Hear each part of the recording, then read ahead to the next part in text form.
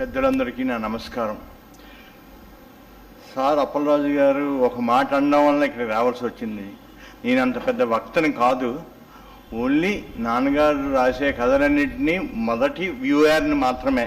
Viewer అనుకుంటే పెద్ద పదమే, కానీ వ్యూయర్ అన్నది కరెక్టేమో.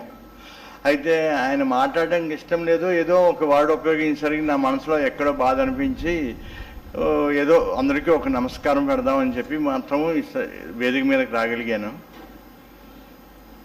నాన్నగారు కూడా ఒక ట్రేడ్ యూనియన్, పోస్టల్ డిపార్ట్మెంట్లో ట్రేడ్ యూనియన్లో పనిచేసిన వ్యక్తే. అందువల్ల ఆయనకు కూడా ఆ లక్షణాలు కాస్త ఎక్కడ లేదన్నా వస్తాయి.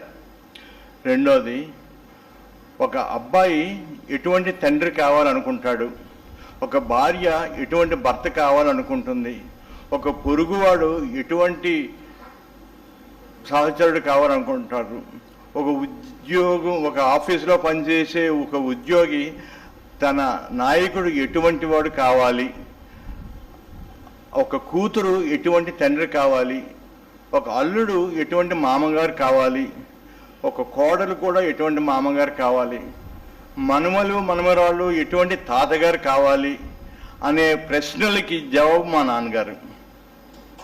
వారికి నా నమస్కారాలు. పెద్దలందరికీ మరొకసారి నా నమస్కారాలు.